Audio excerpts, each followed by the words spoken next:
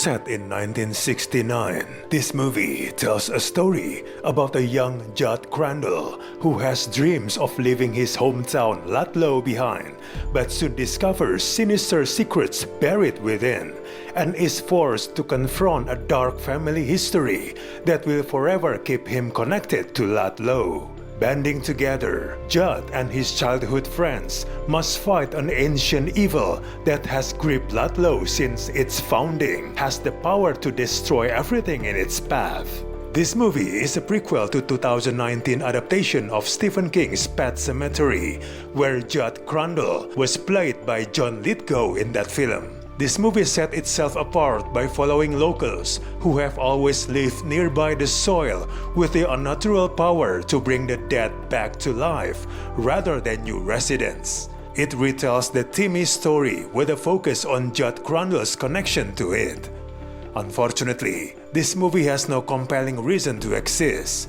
It lacks the genuine revelations or even scares to justify its own existence. Most of the characters are forgettable, the aesthetic is really flat, and the atmosphere is really lacking. There's no sense of foreboding, despite its attempts to unsettle, no feeling that the early warning signs are leading to anything especially frightening.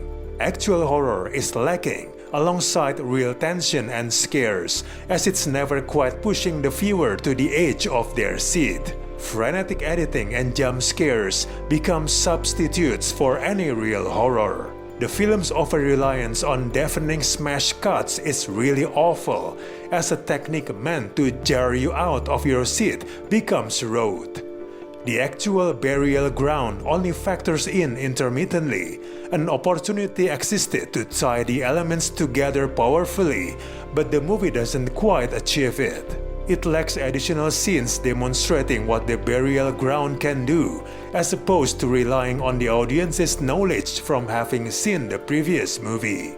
The movie entrusts itself in family ties, but portrayals of these connections prove to be unsuccessful. As a character, Jud is detached from much of the horror and drama, making him a rather dull perspective character. His personal stakes lack urgency, making him substantially less dramatically compelling than characters directly reconciling with grief and loss that are more deserving of the spotlight. The movie tries to explore several interesting themes, including the class warfare issue in the center of its story.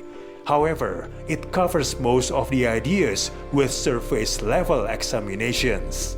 From scene to scene, the film feels totally disjointed, with characters acting without any legitimate motivation beyond being part of the plot mechanics. It eventually renders the finale more confusing than thrilling.